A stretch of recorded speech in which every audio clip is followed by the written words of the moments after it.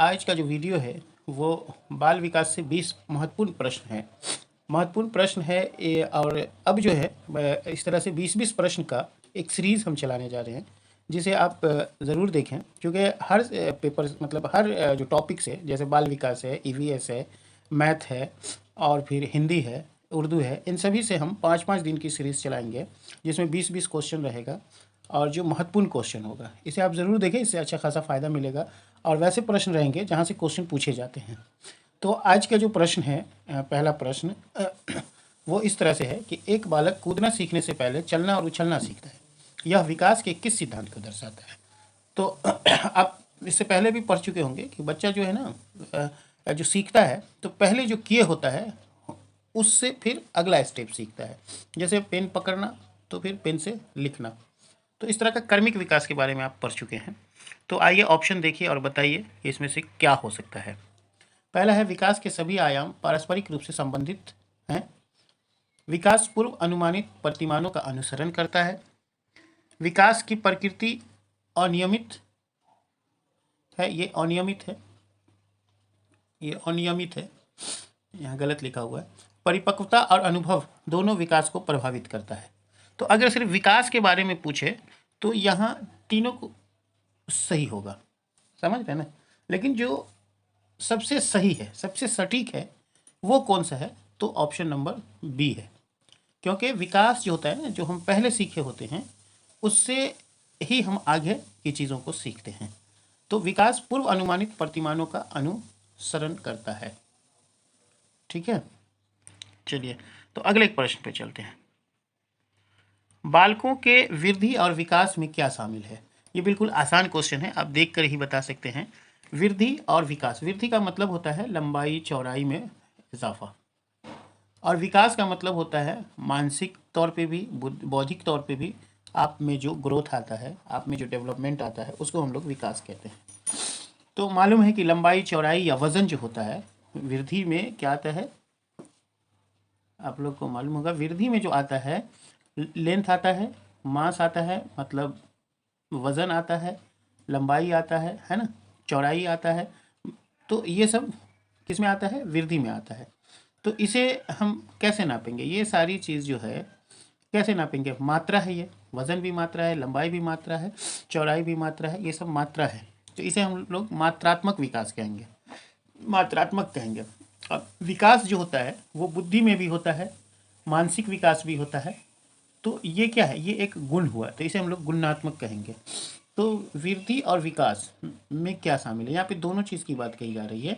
अतः यहाँ पे मात्रात्मक परिवर्तन सिर्फ नहीं होगा, चूँकि मात्रात्मक सिर्फ वृद्धि के लिए होगा, गुणात्मक सिर्फ विकास के लिए होगा, और चूँकि वृद्धि और विकास दोनों है तो ऑप्शन होगा आपका सी, दोनों मात्रात्मक एवं गुणात्मक परिवर्तन।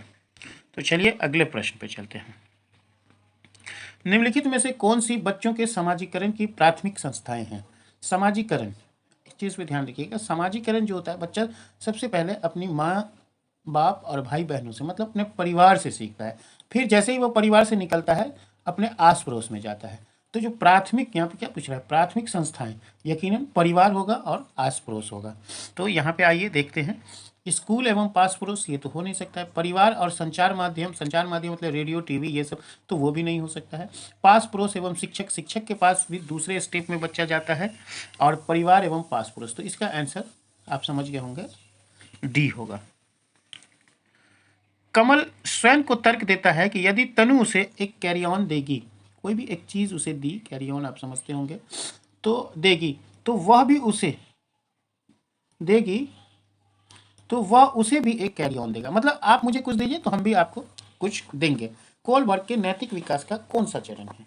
तो यकीनन है इसका जो आंसर होगा वो पहला होगा, यांत्रिक उद्देश्य अभिनवीकरण। इसे हम समझाएंगे, और वैसे जब मेरा कोलबर्ग वाला आप वीडियो देखेंगे तो उस वक्त आपको समझ में आ जाएगा। संज्ञानात्मक विकास के किस चरण में एक दूसरे के साथ खेल संबंधी विचार साझा होते हैं? तो आपको देखिए, संज्ञानात्मक विकास आप जानते हैं कि संज्ञानात्मक विकास जो है वो जीन पियाजे का विकास के सिद्धांत है। तो जीन पियाजे के विकास के सिद्धांत में आप 4 स्टेज के बारे में पढ़े होंगे, संवेदीगामक, पूर्व संज्ञानात्मक, मूर्त संज्ञानात्मक और औपचारिक संज्ञानात्मक। मतलब सबसे पहला ये है, दूसरा ये है, तीसरा ये है और चौथा ये है।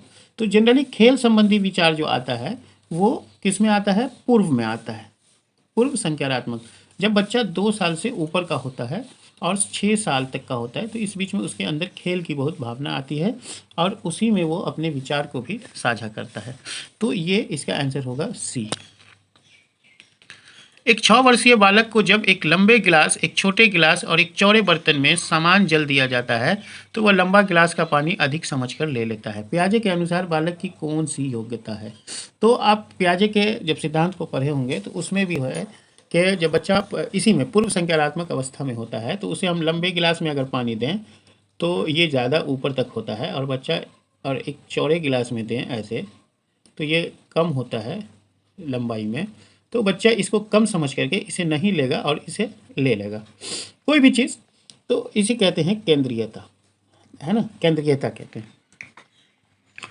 लेव वाइगोत्स्की का संज्ञानात्मक का सिद्धांत किससे संबंधित है? ये एकदम सिंपल सी बात है कि पियाजे संज्ञानात्मक से है ना। लेव वाइगोत्स्की जो है सामाजिक और सांस्कृतिक दृष्टिकोण से है और कोलबर्ग जो है वो नैतिकता से है। ये तीनों को तो हमेशा याद रखिएगा, नैतिकता। तो कोलबर्ग का नैतिकता से है, वाइगोत्स्की का सामाजिक संस्कृति से है और पियाजे का संज्ञानात्मक विकास से है। पियाजे के सिद्धांत के अनुसार बच्चे किस तरह से सीखते हैं? बच्चे किस तरह से सीखते हैं? आप देखे होंगे कि कोलबर्ग ने कहा कि नैतिक मूल्यों का विकास होता है बच्चों में धीरे धीरे और वो आस पड़ोस समाज से अनुकरण करता है। वाइगोत्स्की ने कहा था कि ये जन्मजात होता है बच्चों में, समाज के बीच जाता है और सामाजिक और सांस्कृतिक मूल्यों से वो सीखता है। लेकिन पियाजे ने क्या कहा था? पियाजे ने कहा था कि स्वस्फूर्ति अपने आप सीखता है, जैसे जैसे उसकी उम्र बढ़ती है उसका संज्ञानात्मक विकास होता है, वो सीखता चला जाता है। इसलिए ये सब तो नहीं होगा कि बड़ों का अनुसरण करके सीखते हैं, बड़ों द्वारा दी गई व्याख्या से सीखते हैं, पुरस्कार हेतु। ये है स्वतः स्फूर्ति गतिविधियों से सीखते हैं। स्वतः स्फूर्ति मतलब अपने आप। बुद्धि सिद्धांत के अनुसार देखिए हावर्ड गार्डनर, इसको हम अभी बनाए नहीं हैं लेकिन इस पर भी एक बुद्धि पे भी हम एक वीडियो आपके सामने लाएंगे, तो उस वक्त आप उस वीडियो में जब देखेंगे तो बहुत कुछ समझ में आ जाएगा। अभी आप देखिए हावर्ड गार्डनर बहुबुद्धि सिद्धांत के अनुसार यदि किसी व्यक्ति में दूसरे के अभिप्राय, भावनाएं और व्यवहार को समझने की योग्यता है तो उसमें निम्नलिखित में से संबंध है। देखिए दूसरे जैसे हुआ, जैसे एक राज्य से दूसरे राज्य जाते हैं तो हम लोग क्या कहते हैं? अंतर। एक से दूसरी जगह गए उसको कहते हैं अंतर, है ना, अंतर जिला, अंतर राज्य, अंतर कुछ भी। तो यहाँ दूसरे की बात आ रहा है तो इसमें अंतर जरूर आएगा। और दूसरे के अभिप्राय, भावनाएं और व्यवहार, तो अंतर मतलब इंटरपर्सनल जो होता है उसी को कहते हैं, तो अंतर व्यक्तित्व होगा इसका। दूसरे के व्यवहार, भावना और अभिप्राय को समझने की योग्यता जो है ऐसी बुद्धि को कहते हैं अंतर व्यक्तित्व तिक्त बुद्धि। इसका आंसर आपको समझ में आ गया होगा। बालक का विकास किन क्षेत्रों में बांटा है? तो हमें मालूम है बालक का विकास प्रमुख 4 क्षेत्रों में बांटा है। सबसे पहला है शारीरिक, मतलब लंबाई चौड़ाई में वृद्धि होती है। दूसरा है संज्ञानात्मक, हमारी जो सोच समझ है उसमें जो वृद्धि होती है। और चौथा है गामक।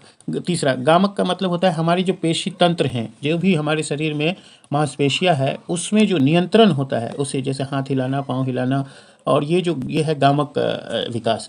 और सामाजिक आप जानते हैं जो हमारे समाज में आपस में जो हमारा संबंध बनता है उसे सामाजिक विकास कहते हैं, उसकी रीतियों कुरीतियों को जो हम जानते हैं। तो बालक का विकास किन क्षेत्रों में बांटा गया है? शारीरिक, संज्ञानात्मक, गामक और सामाजिक। इसका मतलब है इसका आंसर सी होगा।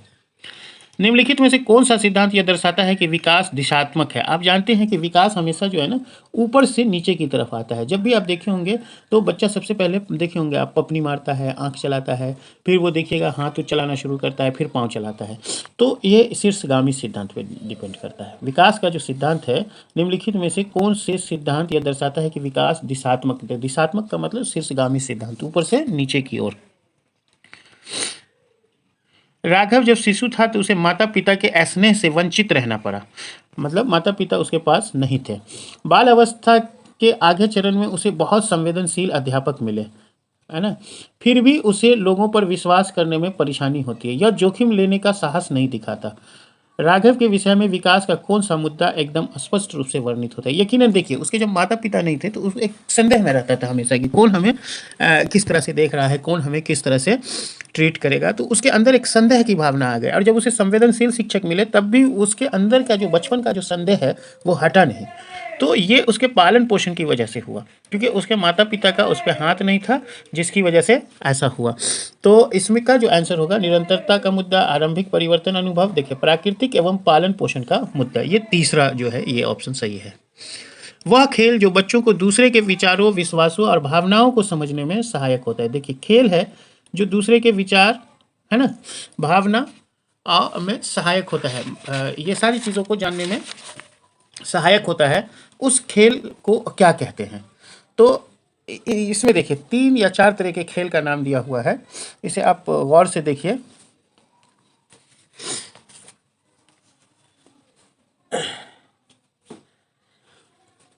पहला है कल्पनाशीलता वाला खेल, समांतर खेल, एकांगी खेल, मतलब दूसरे स्वतंत्र एवं एकाकी खेल। तो दूसरे के विचारों को, दूसरे के विश्वासों को और भावनाओं को किस खेल के थ्रू हम समझते हैं, मतलब वैसे खेल को क्या कहते हैं। तो इसका जो उत्तर है,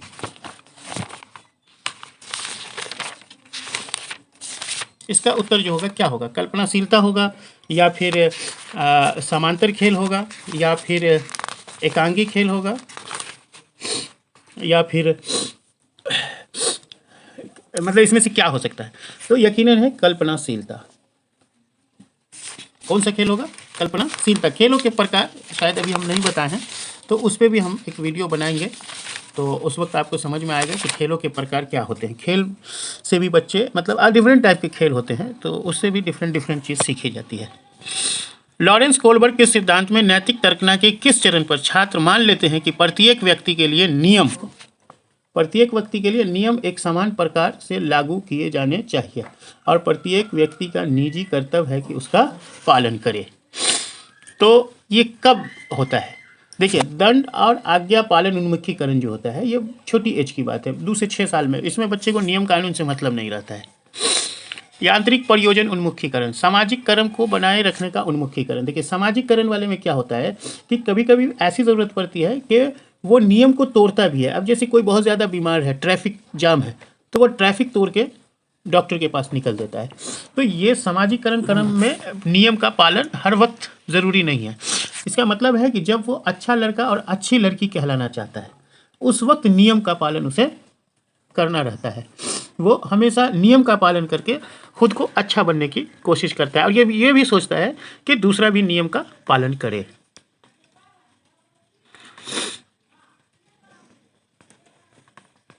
पियाजे के अनुसार विकास के किस काल में बालक वस्तुओं के लिए प्रतीकों का इस्तेमाल करता है। वस्तुओं के लिए किसका इस्तेमाल करता है, प्रतीकों का इस्तेमाल करता है, और उसमें तार्किक मानसिक समझ उभरने लगती है। तो ये होता है पूर्व संज्ञानात्मक अवस्था, मतलब जो 2 से 6 साल की जो पहली अवस्था है, उसमें बच्चा प्रतीकों को समझने लगता है और उसका मानसिक समझ भी उभरने लगता है। मानसिक समझ में मतलब तार्किक चीज़ों को भी वो थोड़ा बहुत समझने लगता है। कोलबर्ग के अनुसार सही और गलत प्रश्न के बारे में निर्णय लेने में शामिल चिंतन प्रक्रिया को कहा जाता है। देखिए चिंतन प्रक्रिया को गलत प्रश्न है या सही प्रश्न है। जैसे आपने कोलबर्ग की जब नैतिक विकास सुने होंगे, तो उस वक्त आप देखे होंगे कि वो जो एक व्यक्ति रहता है वो दुविधा में फंस जाता है कि उसकी बीवी मर जाएगी अगर वो दवाई चोरी करे या बीवी को मरने दे। उसके सामने 2 प्रश्न रहता है, उसे दवा नहीं मिलती है, तो वो सोचता है कि अगर दवा नहीं मिली तो बीवी मर जाएगी, और दवा लेने के लिए उसके पास पैसा नहीं था, तो पैसा नहीं था तो वो चोरी करता। तो अब उसके सामने 2 ऑप्शन थे, एक तो बीवी को मरने दिया जाए या दवा को चोरी करे। तो अब वो क्या करे, तो इसे कहते थे नैतिक दुविधा, कि 2 प्रश्न उसके सामने हैं, उसमें से कोई एक को उसे चुनना है। तो यह है नैतिक दुविधा। लेकिन जब वो चुन लिया तो इसी को कहते हैं नैतिक तर्कना। तो चिंतन प्रक्रिया जो हुई वो नैतिक तर्कना हुई, क्योंकि उसे चुनना पड़ता है। बच्चों में नैतिकता की स्थापना के लिए सर्वोत्तम मार्ग है। आप अच्छी तरह से समझ सकते हैं कि कोई भी नैतिकता के लिए सर्वोत्तम मार्ग जो होता है, प्रथम होता है माता पिता और परिवार, दूसरा समाज, लेकिन इन सबों से भी ऊपर उठ करके जो शिक्षक होते हैं, शिक्षक उसका सबसे सर्वोत्तम मार्ग होता है। तो शिक्षक के आदर्श रूप में व्यवहार करना, शिक्षक का आदर्श रूप में व्यवहार करना, ये सबसे सटीक आंसर होगा किसी भी चीज़ के विकास के लिए। और नैतिकता के लिए तो खास तौर से, क्योंकि बच्चे अनुकरण करते हैं और ज़्यादा अनुकरण वो शिक्षक का करेंगे। लॉरेंस कोलबर्ग विकास के क्षेत्र में शोध के लिए जाने जाते हैं। जानते हैं आप कोलबर्ग का विकास के कौन सा है? कोलबर्ग का कौन सा, मतलब आप समझ रहे हैं ना, तीन अभी इससे पहले हमने बताया था कि पियाजे संज्ञानात्मक है, उसके बाद वाइगोत्स्की सामाजिक और सांस्कृतिक है, और कोलबर्ग नैतिक है। तो समझ गए, कोलबर्ग नैतिक। कोलबर्ग के अनुसार वह स्तर जिसमें बालक की नैतिकता दंड के भय से नियंत्रित रहती है कहलाती है।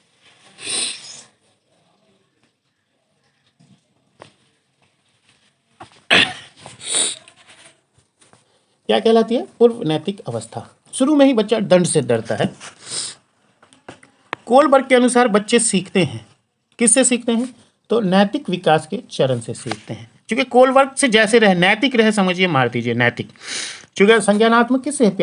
पियाजे से है।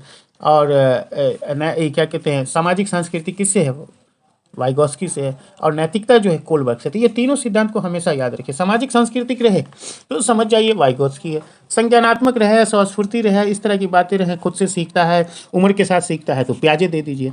और नैतिकता होती है, नैतिक डेवलपमेंट होता है, जो अनुकरण करके सीखता है, अनुकरण से भी नैतिक डेवलपमेंट आता है, इस तरह का रहे तो कोलबर्ग डाल दीजिए। तो यहाँ कोलबर्ग के अनुसार बच्चे सीखते हैं, ये सब तो नहीं होगा, साफ है, नैतिक विकास के चरण। तो इस तरह से आज के महत्वपूर्ण 20 प्रश्न आपके कंप्लीट हुए। क्योंकि प्रत्येक प्रश्न में कम से कम आपको 1 मिनट ज़रूर लगेंगे, तो 20 प्रश्न में 20 मिनट लगेगा। ये 20 मिनट आपके लिए बहुत कीमती होंगे। तो आपसे रिक्वेस्ट है कि जब भी देखें तो वीडियो को पूरा देखें और इसे सब्सक्राइब करें, लाइक करें और शेयर भी करें, ताकि अगले को भी इसका फ़ायदा मिले। ये सीरीज़ अब डेली चलती रहेगी 20-20 प्रश्न के। पहले 5 दिन, समझ रहे हैं, पहले भी मैं बताया हूँ, पहला 5 दिन जो है मैं इस पर डालूंगा, बाल विकास पे। दूसरा 5 दिन कोई और सब्जेक्ट लेते हैं, कोशिश करेंगे कि मैथ पे बना दें, क्योंकि मैथ पे अब तक कोई वीडियो नहीं है। फिर ईवीएस, फिर हिंदी, तब फिर उर्दू। तो चलिए, इसे लाइक और सब्सक्राइब ज़रूर करें और शेयर भी करें।